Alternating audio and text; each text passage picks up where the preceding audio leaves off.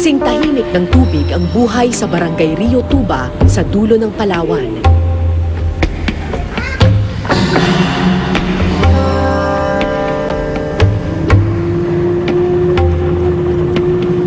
Dito kung saan nagtatagpo ang alat at tabang. Ang malawak na ilog, bukana ng karagatan.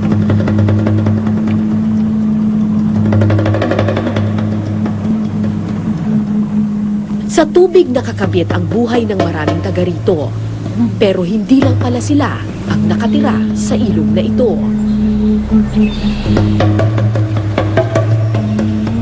Sa ilalim ng tubig na halos walang imik, may nagtatagong panganib.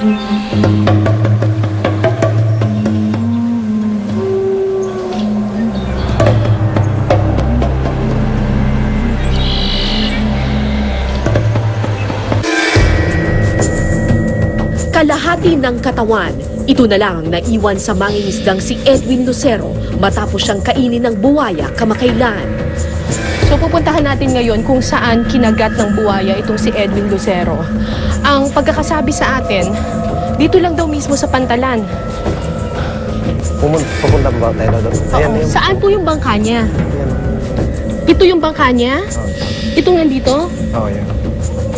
Alas 2 ng madaling araw nang bumabaraw sa kanyang bangka si Edwin para hakutin ang mga nakuha niyang kahoy. Hinintay siya ng pamilyang bumalik, pero di na siya nakita pa. Pero ilan kasi bahay ito mga bahay itong lugar na to Ibig sabihin, pumupunta dito yung buhaya? Oo, pumapasok sila rito pagka... Dito mismo sa ilalim ng mga bahay? Suot-suot yan siya, basta't kung saan yung may makita niya, may makakain siya.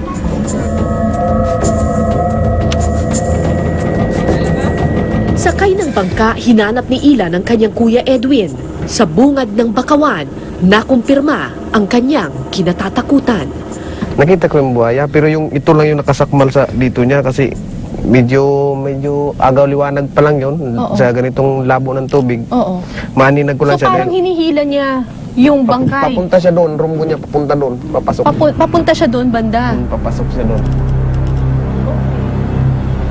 Makalipas ang ilang minuto, binitiwan din ng buhaya ang kalahati ng katawan ng mangingisda.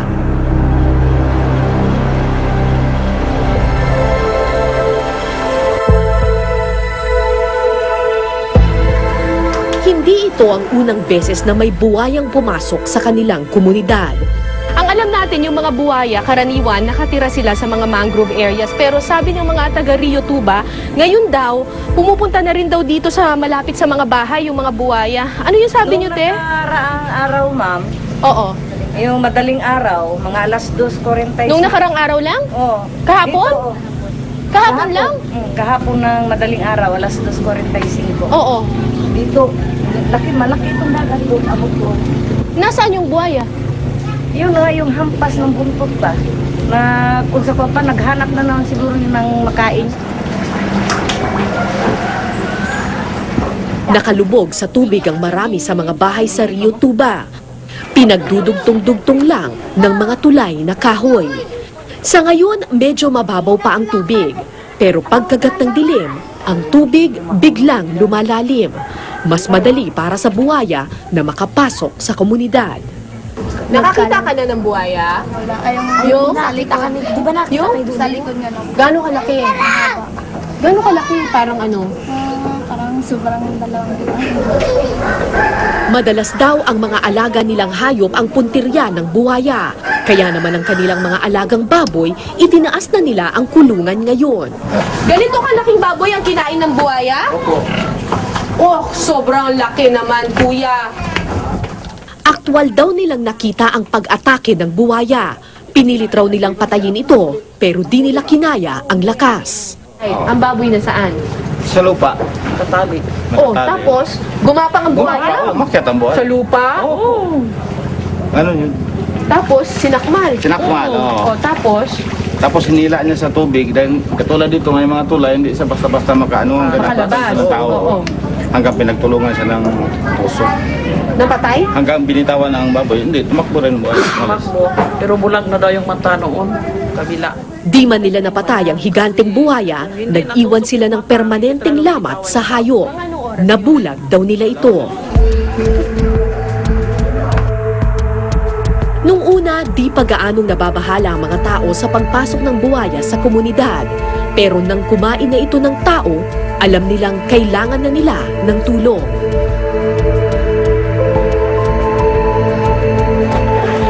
Bumuo ng isang grupo ng crocodile experts ang Palawan Council for Sustainable Development.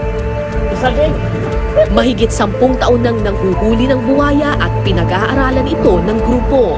Sila ang pirming takbuhan kapag buwaya na ang pinag-usapan.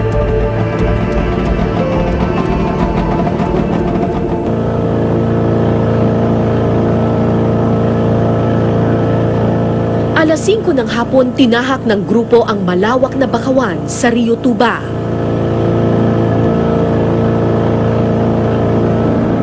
Tigil na daw.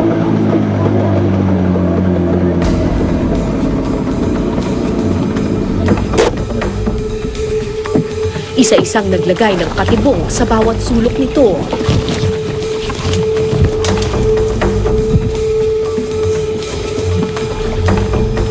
Lalo na sa lugar na itinuturo ng mga taong pinagdalhan umano sa katawan ng biktima.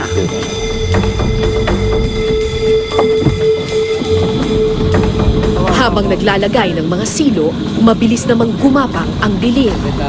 Kailangan magmadali. Ayon kasi sa mga crocodile experts, pagsapit ng gabi, mas nagiging agresibo ang mga buwaya. Ito ang oras na naghahanap sila ng makakain. Lahat ng gumagalaw sa kanilang teritoryo, maaari nilang puntiryahin.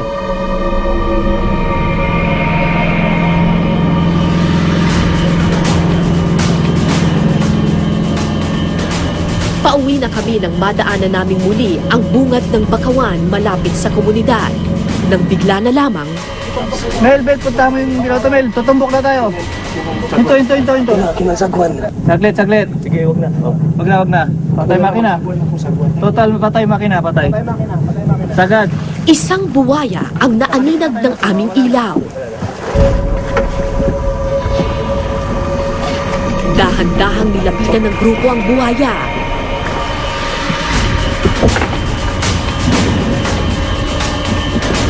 Ito na nga ba ang buwayang aming hinahanap? Unti-unti naming nilapitan ang buwaya. Hinanda na ang panghuli. Pero bago pa man kami tuluyang makalapit, lumubog ito at naglahok sa ilalim ng tubig.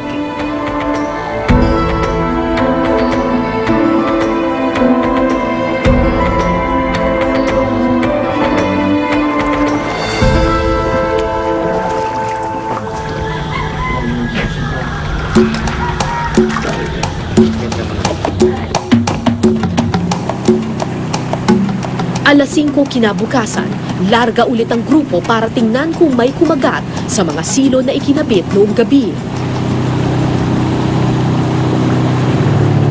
Oo, yung balsa. Ha? Tali. Hindi ko maaninag yung tali. Pero nakakabit pa ang mga pinaing manok, walang kumagat sa aming mga silo.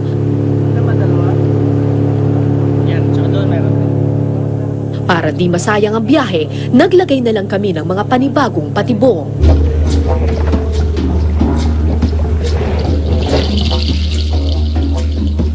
Si Professor Rainier Manalo ng Palawan State University ang isa sa pinakamahusay na eksperto sa buwaya sa Palawan. Bihasa sa crocodile hunting, ilang taon na niyang pinag-aaralan ang mga ito. So ngayon, kinakabit ni Rainier yung lubid doon sa isang puno. At yung dulo ng lubid na yon nakakabit dito sa isang cable snare. Okay. Itong cable snare na ito, ang ilalagay dito, nasaan yung payo natin doon? Ito. Naku, kakagat pa siya dito. Masarap ba to? Lalagay natin dito yung manok. And hopefully, kapag kinain ito ng buwaya, automatic itong maglalak dun sa kanyang snout. Epekto din pala yung... Pira-pirasong manok ang pain na nilagay nila Rainier. Karaniwan daw kasi, manok, ibon, unggoy, ahas at malalaking isda ang kinakain ng mga buwaya dito. Kasama ba sa diet nila ang tao? Hindi nila talaga kasama ang tao. Kaya lang, hindi nila masabi kung iyan ay hayop o yung tao. Opportunistic kasi sila, lahat ng gumagalaw sa paligid nila, pwede nilang kunin kaagad para mayroon silang pagkain. So hindi kasama yung tao bilang pagkain nila. Nagkakataon lang na nandoon sila sa area. Kain na rin tayo. Naniniwala sila Rainier na sa kabila ng takot ng mga tao sa buwaya, dapat pa rin pangalagaan ng mga hayop na ito. Hayaan sila sa kanilang natural na tirahan. Pero ibang usapan na kapag pumapasok na ang buwaya sa komunidad at kumakain na ng tao. Masasanay raw ito at kukuha pa ng ibang biktima.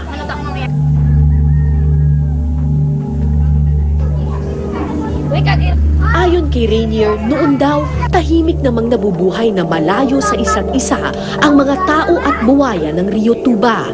Nasa dalampasigan ng tao, nasa bakawan ang buwaya. Pero ano ang nagbago? Bakit ngayon pumapasok na sa komunidad ang mga buwaya?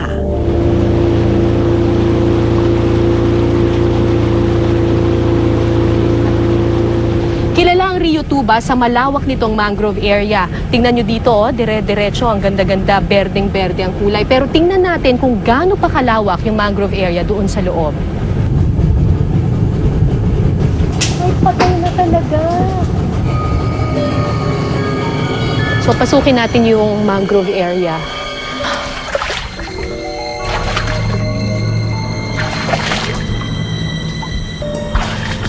Bakit ganito na yung itsura dito?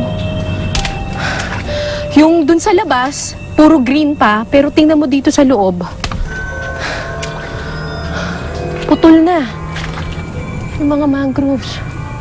Nang hinayang ako sa aking nakita, di ako magtataka kung pati buwaya aalis sa lugar na ito. Tingnan nyo to. Kakaiba, hindi lang basta pinutol Ang ginawa, binalatan. Binalatan yung mangrove. Ang balita kasi namin, ginagamit daw yung balat ng mangroves para sa dye. Kamakailan, 700 sako ng balat ng mangroves ang nakumpiska ng PNP habang binabiyahe palabas ng Palawan. Balat ng pwedeng pakinabangan sa mangroves kinuha nila. Unang-una yung ito, tapos pagkatapos yung kahoy na yun, gawin nila ng paggatong o uling. Saan daw nila dadalhin ito? Saan nila So ito ibibenta? ngayon sa Zamboanga, pero yung iba, ini-export pa nila yun sa Malaysia. May idea ka kung magkano per sack ang benta nila dito? Per kilo, ang natanong namin dito, 14 pesos ang per kilo. Pag namatay yung bakawan, ano mangyayari? Mawalan silang silungan. Ang mga Ang crocodile. mga crocodiles, maaari silang umalis doon sa bakawan na yon at lalipat sila ng ibang mga pwedeng puntahan. Ngayon na, nagkakasalubungan sila na kung saan nandun yung mga tao. Pumupunta na sila sa tao. Pumupunta sila sa bahay ng mga tao.